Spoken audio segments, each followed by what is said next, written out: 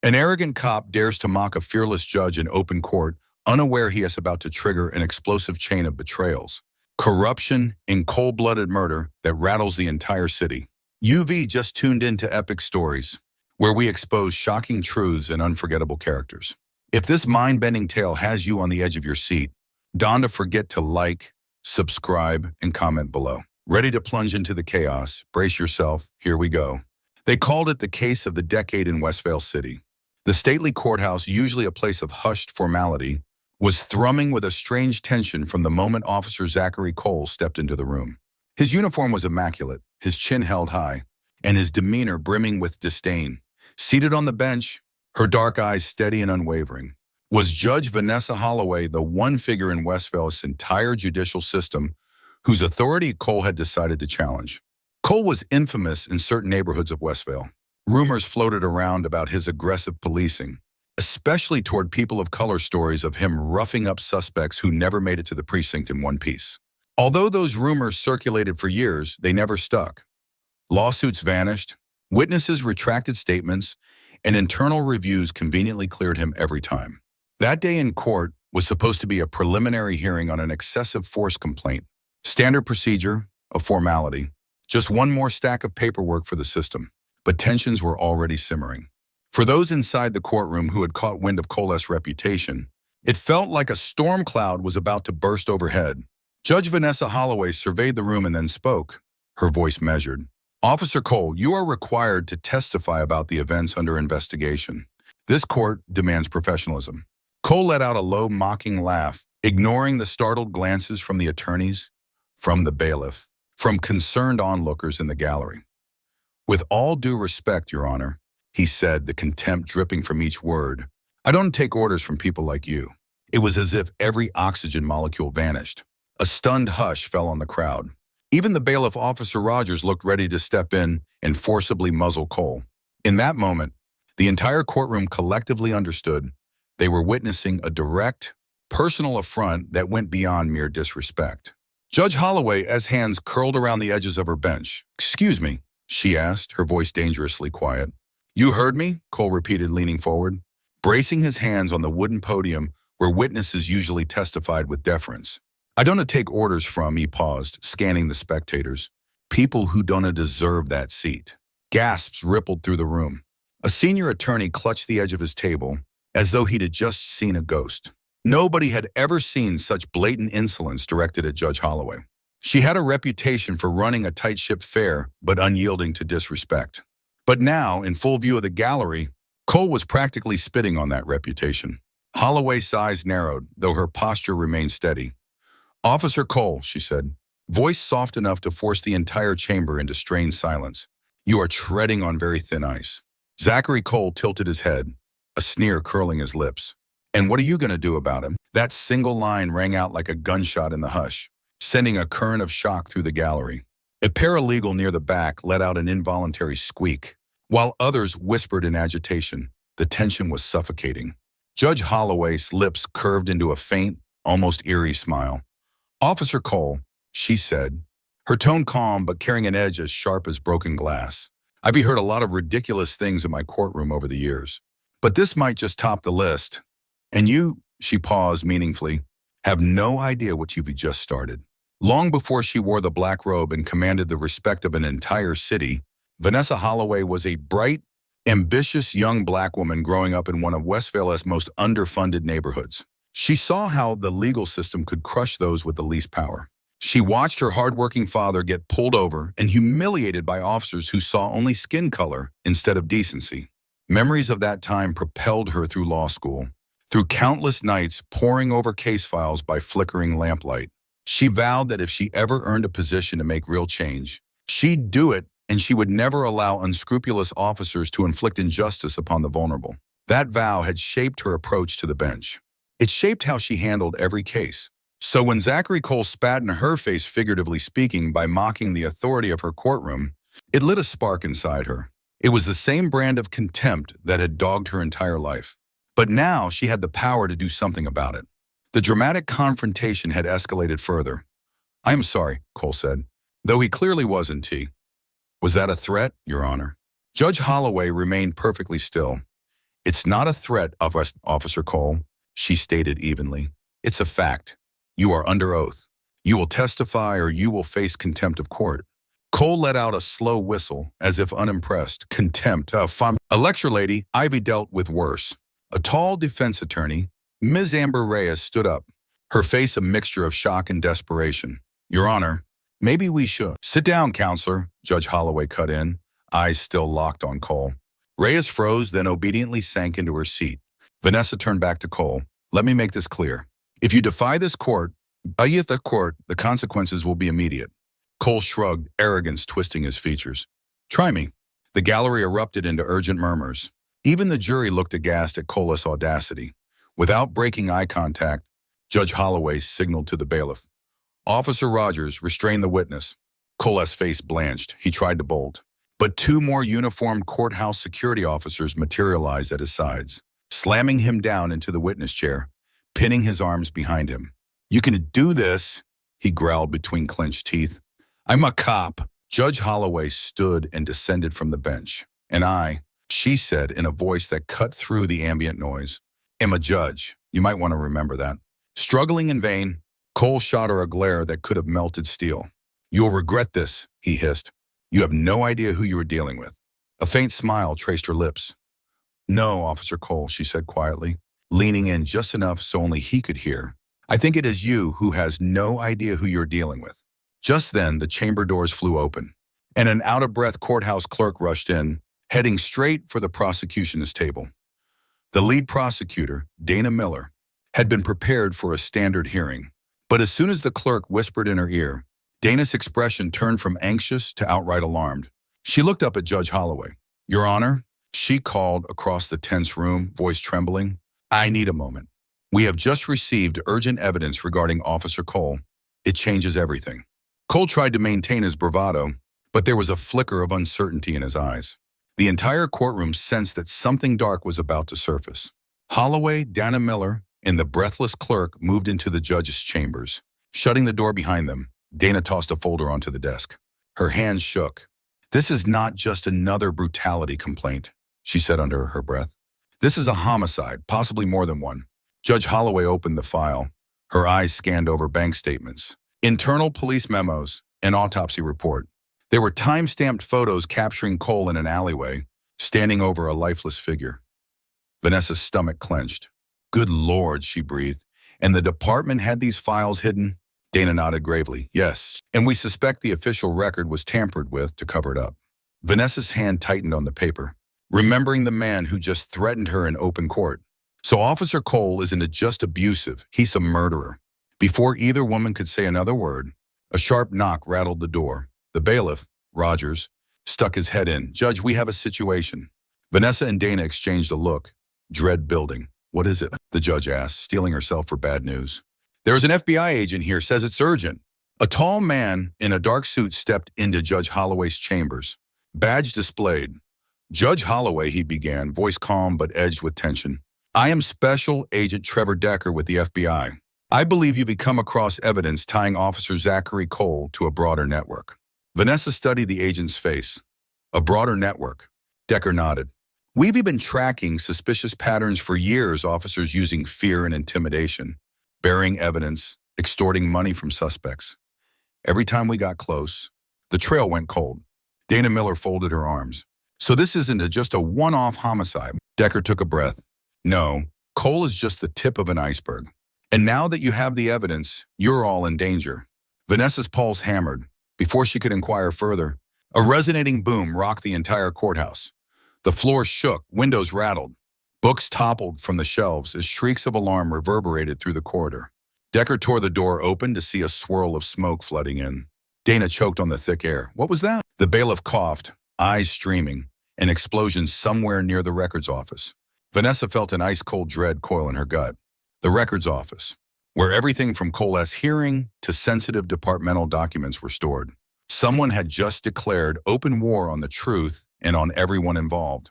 Thick clouds of dust and smoke choked the halls as emergency lights flashed and panicked court employees scrambled for cover. Judge Holloway and Dana Miller raced to find out who had been hurt. Decker sprinted ahead. Phone pressed to his ear. demanding immediate assistance and a lockdown. Officer Rogers appeared through a haze of smoke, coughing violently. "The entire East Wing is on fire. Emergency crews are on the way," he gasped. Vanessa scanned the surroundings. "Where is Officer Cole?" Rogers shook his head. "He's still in the main courtroom under guard." "I believe. But we have bigger problems, Judge. People are injured, maybe dead. The explosion took out everything near the archives. All those files, they could be lost." Dana let out a shaky breath. "They are trying to destroy evidence. They must have known we found something too damning to hide."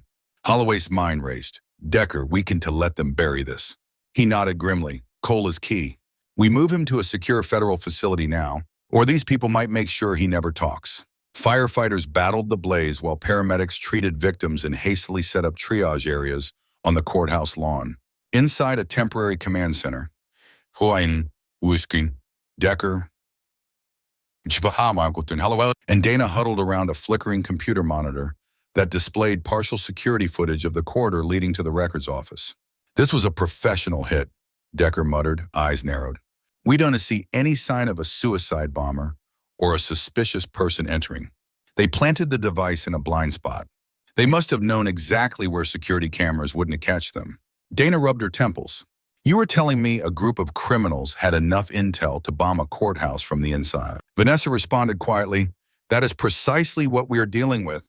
People with power, resources, and the willingness to kill to keep their secrets." Decker placed a hand over a phone that had just begun ringing an unknown number.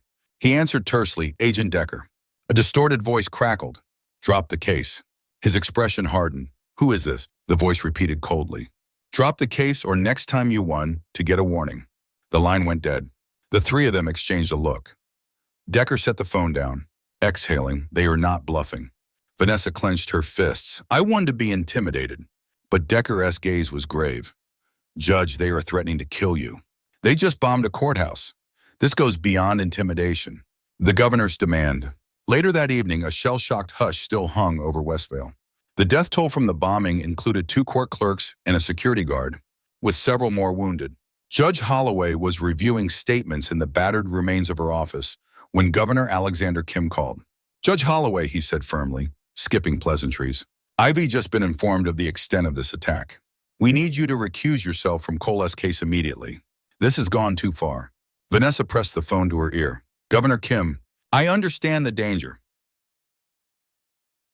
Sure, but I'm not stepping down." "Vanessa," he continued in a more subdued tone, "I am hearing from multiple sources that whoever orchestrated this has deeper connections than we can imagine. They re-warning that if you keep pushing, more people will die." She shut her eyes, recalling the wreckage, the screams, the lives lost. "So we surrender, is that it?" "No," the governor said, "but you need protection. Let me assign a state security detail. And please, stay off this case." She hardened her jaw. "With respect, sir, the judiciary is an independent branch. I don't answer to the governor's office, and I want to let terrorists win." He sighed, the sound heavy with genuine worry. "Don't be naive, Vanessa. This could get you killed." She ended the call, her heart pounding. She was fully aware of the risk. But stepping aside now would mean letting the bombing and the intimidation go unpunished. She refused to do that. After midnight, a specialized armored transport truck escorted by 2 black SUVs pulled away from the courthouse. Inside the locked steel interior sat Officer Zachary Cole, wrists cuffed. For the first time, the arrogance in his eyes was replaced by flickers of real fear. Agents were under strict orders from Decker himself get Cole to a federal holding facility outside the city, far from Westvale PD's influence, before these conspirators could strike again. But less than 10 minutes into the drive, headlights flared in the rear mirror. A black SUV screeched into a tight turn, ramming the lead federal escort. The driver of the armored truck swerved, losing control. Metal shrieked as the truck flipped onto its side. Shouts. Gunfire erupted, muzzle flashes dancing in the night. Cole slammed against the steel walls, his head spinning, before the agents inside could regroup. The rear doors were forcibly pried open. A masked figure peered in, brandishing a weapon. "Get up," the figure snarled. "Wait," Cole began, only to have a fist strike his jaw. His world faded to black. Kidnap. Judge Holloway learned of the ambush at dawn. Special Agent Decker paced her office, phone in hand, struggling to maintain composure. 3 agents are confirmed dead, the others hospitalized. he reported grimly. Officer Cole was taken by force. The trackers were disabled immediately. Dana Miller, who'd arrived with coffee and adrenaline-fueled determination, nearly dropped her cup. They kidnapped a high-profile prisoner from an armored federal transport. Do we have any lead? Decker shook his head. None so far. But the method was professional, coordinated. They had to be waiting, planning.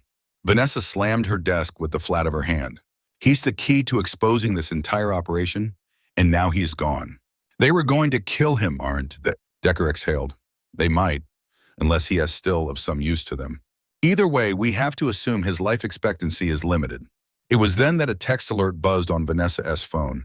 She picked it up, eyes narrowing. The message read, "You next." Her insides froze, but her resolve only hardened. She turned the screen so Decker and Dana could see. Dana's face blanched. They were coming after you. Vanessa spoke in a trembling yet determined voice. Let them come. We are not backing down. A flurry of desperate phone calls and frantic digital searches ensued. One slender thread of hope emerged an ankle monitor on Cole that managed to emit a faint GPS ping for 4 seconds before vanishing. Coordinates pointed to an abandoned factory on the outskirts of Westvale, more reinforced than a typical warehouse. It was a large sprawl of concrete, towering beams, and labyrinthine corridors. Agent Decker insisted on a full tactical team. Judge, you shouldn't be on the front lines for this, he stressed. But Vanessa refused. If we find Cole alive, I want to hear what he has to say before anyone else silences him. Dana Miller, equally determined, pressed a vest onto Vanessa's chest. Wear this, please. Within the hour, they arrived at the location in a convoy. SWAT officers set up perimeters. The building loomed, tinted orange by the setting sun. The wind whipped across an empty lot strewn with broken glass and weeds. Entering through a side door, the darkness inside swallowed them. Decker's team flicked on flashlights, scanning every inch. Dana clung close to Vanessa. The sound of dripping water, the hum of old machinery, and the echo of footsteps set a tense backdrop. Then they heard a strained, muffled moan. They discovered Officer Zachary Cole slumped against a metal pillar, ankles and wrists bound, face bruised and swollen, blood stained his uniform. One eye was so swollen it was nearly sealed shut. Vanessa's heart hammered. He's barely conscious. Decker motioned for his men to hold position. He knelt by Cole and spoke quietly. Who did the? Cole's cracked lips parted. He tried to speak, voice raspy. They re-watching. Who? Decker asked urgently. But before Cole could fully respond, the shriek of gunfire cut the darkness. Muzzle flashes stuttered across the metal walls. Sparks rained down. Decker pushed Vanessa and Dana behind a massive crate. Ambush. Everyone take cover. SWAT officers returned fire. Shadows darted between rusted beams. Vanessa felt her pulse roar in her ears. She wanted to get Cole out of there, but the bullets tore through the air like deadly fireworks. Dana gripped Vanessa's arm, eyes wide. Judge Dana started, but a fresh volley of bullets splintered the crate overhead. Somewhere in the gloom, a voice boomed, "You should have walked away." Judge Holloway, a cold jolt clenched her spine. They were here for her. Decker shouted into his radio, "Team Alpha, flank from the west. Team Bravo, hold positions at the entrance." Gunfire flashed and echoed. The smell of gunpowder and hot metal filled the warehouse. Collapsing crates rattled, shattered beams clanged. "We're outnumbered," came a crackled voice through Decker's earpiece. Vanessa, peering around the crate, spotted Cole lying dangerously exposed. He'd somehow managed to get partially free of his bonds, but he was in no condition to run. Her mind raced with the knowledge that he had vital information, answers to who was behind all of this. She turned to Decker. "We need him," she hissed. "We can leave him to die here." Decker grimaced. "Fine. But if it gets too hot, we are pulling you out." He signaled 2 SWAT officers to cover them. Dana clutched Vanessa's vest. "Stay behind me," she urged. But Vanessa was already crawling low across the floor to Cole's side, bullets ricocheting above her. She reached Cole, hooking an arm around him. "Hold on," she whispered. "Ivy got you." His eyelids fluttered. "Judge, please." He seemed disoriented, struggling to speak. Decker covered their retreat, his pistol barking at the masked shooters perched on the overhead catwalks. Then, in the corner of her vision, Vanessa saw a muzzle flash angled right at them. Instinct took over, and she ducked, shielding Cole. One bullet zinged within inches. Suddenly, a masked figure emerged from behind a forklift, raising a rifle. Dana, just steps away, had no time to react. The shot rang out. She cried out in pain, clutching her side, collapsing in a heap. No, Vanessa screamed. pivoting to help her friend. Blood seeped between Dana's fingers. Cole groaned, "Leave her, we gotta." Vanessa's fury blazed. "Shut up, Cole," she snapped, pressing down on Dana's wound. "You will not talk about leaving anyone behind." Dana's teeth clenched against the pain. "I'm okay," she managed, though tears glistened at the corners of her eyes. "Don, to let me slow you down." Decker arrived, returning rapid fire at the masked figure, who ducked and fled deeper into the warehouse. "We have to move." Now he shouted, "Back up," as pushing in. A second later, the main doors burst open. SWAT reinforcements poured in, spotlights cutting through the gloom. Shouts erupted. "Federal agents, drop your weapons." The new angles of suppressing fire pinned the masked assailants, who either returned frantic shots or fled into the darkness. Vanessa, Cole, and a wounded Dana were quickly ushered behind the defensive line. Medics rushed to treat Dana. Outside, the swirl of red and blue lights signaled that an army of law enforcement had finally arrived to restore order. But the fight inside wasn't over for everyone. One of the masked attackers sprinted for a side exit. In the adrenaline of the moment, Vanessa recognized the figure, calculated movements far too cool under pressure. He must have been in charge. She bolted after him. Ignoring Decker's shout, "Judge, stop!" She crashed through the side door into the frigid night air, her breath fogging in the faint moonlight. The suspect was already barreling toward a black SUV with its engine running. Vanessa pushed herself to her physical limits, closing the gap. Her fingertips grazed the back of his jacket. Then a shot thundered through the quiet lot. White-hot agony exploded in Vanessa's shoulder. She stumbled to her knees, breath ragged. The suspect yanked free, diving into the SUV, which screeched away, tires spinning. Blinking through the haze of pain, she collapsed onto the pavement. Strong arms caught her Decker, who was breathless from chasing after her. "Judge Holloway." He pressed a hand to her wound. Panic in his eyes. "Stay with me." Her mind was drifting, the edges of her vision darkening. She heard sirens, tasted blood, felt the cold seeping into her bones. But in her last moments of consciousness, she clung to a single, searing thought.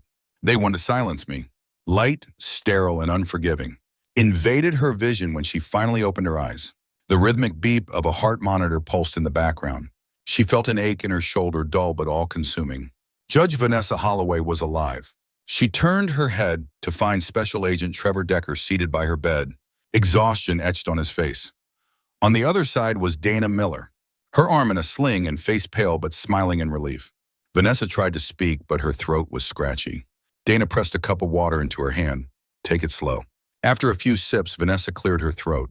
"How long have I been out?" "Almost a day," Decker replied. "They had to remove the bullet from your shoulder. The doctor says with therapy, you will be fine, just need rest." A memory of the suspect's SUV screeching away flooded back to her. Did we catch him?" Decker's grim expression told her all she needed to know. "He got away. We apprehended 3 of his associates, but the ringleader escaped." Vanessa shut her eyes in frustration. "And Cole," Dana tucked a strand of hair behind her ear. "He's alive. Currently in federal custody, under guard. But there's more." Dana and Decker exchanged a look. Then Decker spoke. "We've uncovered evidence that Cole was part of an extensive ring inside Westvale's police force. It's not just police, some city officials, possibly other judges, have been compromised. Bribes, hush money, forced confessions. Worse. We are talking a massive network." Vanessa swallowed, feeling the weight of it crush her chest. "Bush's politicians."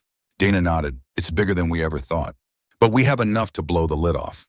Thanks in large part to the documents the clerk brought us and a separate investigation that has been ongoing at the FBI."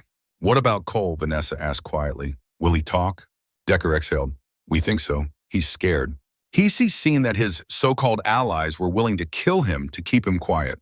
A nurse poked her head in to check on Vanessa's vitals, giving them only a short window to talk. Decker gently squeezed Vanessa's uninjured arm. "Rest for now. You'll have your chance to face them all in court soon enough." 2 days later, Judge Holloway was discharged from the hospital. Still wearing a sling, she refused extended bed rest, though. Dana fussed over her, and Decker insisted on an around-the-clock protective detail. Late that same evening, she was back in her office, a place she refused to abandon. She was scanning new affidavits and witness statements, mind cycling through the faces of the conspirators they'd identified, when her phone lit up with a text from an unknown number. "You should have died." Vanessa read it, heartbeat steady. She typed back, "I'm not afraid of you." She set the phone down.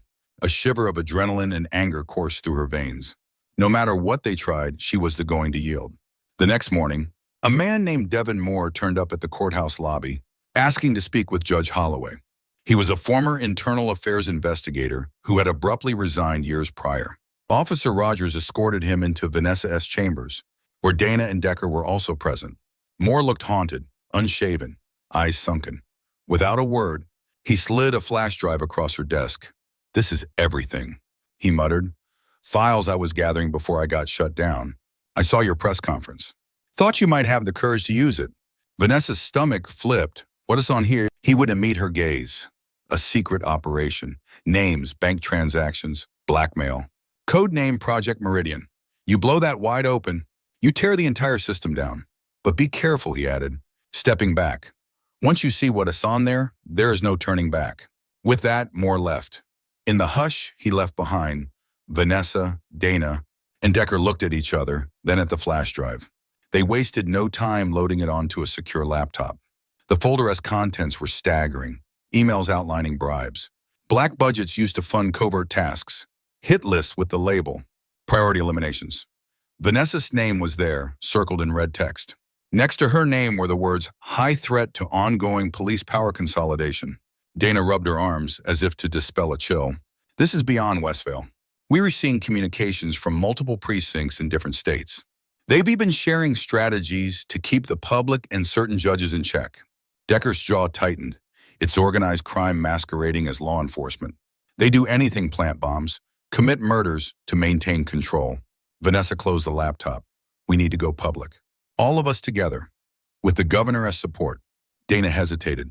This will shake the city as foundation, possibly beyond. Vanessa's gaze hardened, then let it shake. When they confronted Governor Alexander Kim with the new intel, his face went pale. You actually have the evidence, actual documents implicating people at the highest levels? Vanessa pushed the stack of printouts across his polished oak desk. See for yourself. He skimmed them, disbelief bleeding into alarm. Vanessa, this will turn Westvale on its head, the blowback. I know, but bearing it will only enable them more. Kim rubbed a hand over his forehead. All right, we go public. Federal oversight, full protection for you. I'll announce the crackdown personally. But once this is out there, they'll come at us with everything they've got. Vanessa met his eyes evenly. Then we'll face them head on. The next morning dawned gray and cool, but inside the governor's press room, the heat of anticipation was scalding. Cameras flashed as reporters jostled for space. Standing at the podium, Governor Kim gave an opening statement about rooting out corruption and defending democracy. Then he introduced Judge Vanessa Holloway, who took the microphone. This isn't just about Officer Zachary Cole, she began, voice resonating across the silent throng. It's about a coordinated effort under the label Project Meridian designed to manipulate the justice system, silence judges, and eliminate anyone who threatens certain power structures. Cameras clicked furiously. Murmurs spread through the assembled press. Vanessa took a breath, glancing at Decker and Dana for support before continuing. They tried to bomb our courthouse. They killed innocent people. They threatened me personally, and they have attempted to murder others who stand in their way. But we stand here together to say enough. The press room exploded with shouted questions, each reporter vying for clarity, for quotes, for sensational detail. Vanessa held her ground, shoulders squared. We have documented evidence, we have federal backing, and we will bring every single conspirator to justice. Anyone complicit in the corruption will face consequences, no matter how influential they are. Applause mingled with feverish questions. In that moment, Judge Vanessa Holloway symbolized a new hope for those who had despaired over Westvale's corruption. She had survived attempts on her life and refused to back down. That evening, from within the courthouse, Decker briefed Vanessa and Dana on simultaneous raids. We've got some of Cole's associates talking, naming names. There's a wave of arrest city officials, high-ranking cops. It's happening all over Westvale. Dana breathed in relief, although her side still ached from her wound. We were finally turning the tide. Vanessa studied the map of raid locations pinned to the wall. Red dots spread across Westvale like a rash. What about the man who led the ambush at the warehouse? The one who shot me? Decker's lips formed a tight line. He's still a ghost. No ID, no reliable sightings. He's part of this Project Meridian at a high level. But the operation is headless right now. They re-scrambling. The phone on Dana's desk buzzed. She answered. Then her eyes went wide. Vanessa, turn on the TV channel 9, right now. They found a live news feed airing shaky security footage from a parking garage. The timestamp, less than an hour ago. It showed the man in the suit, one of the ringleaders from the conspiracy. He approached a black SUV, phone to his ear, apparently in mid-conversation. Then from behind a column, a figure emerged. Gun raised, in 3 quick flashes. The man in the suit collapsed in a pool of blood. The gunman disappeared off screen. Dana's hand flew to her mouth. Decker swore under his breath. The news anchor's voice recapped, a key figure in the Project Meridian conspiracy appears to have been assassinated tonight in a targeted hit. Federal sources haven't released his identity, but rumors suggest he was a high-ranking member of the covert operation recently exposed by Judge Vanessa Holloway. Silence pressed against the room. They are cleaning up after themselves, Vanessa finally said, swallowing hard. Whoever is truly at the top just got rid of one of their own top lieutenants. Decker nodded grimly. They're remaking sure no one can implicate them. We might have shattered their operation, but some puppet masters remain in the shadows. Dana exhaled shakily. So what do we do? Vanessa steadied herself, even though her shoulder still throbbed. We keep building our case. We keep the pressure on. Sooner or later, they'll make a mistake. Or someone will crack under the weight of real justice. Decker placed a reassuring hand on her good shoulder. They lost a major battle today, Judge. You won. Vanessa's gaze hardened. But the war isn't over. Not for me. Not for you. Not for Westvale. In the days that followed, a wave of public outcry shook the city. Stories came pouring in, people emboldened by the knowledge that powerful conspirators were finally being exposed. Westvale's entire law enforcement system was undergoing a reckoning. The press hailed Judge Vanessa Holloway as a hero, though she refused that label. As far as she was concerned, she was simply doing her duty.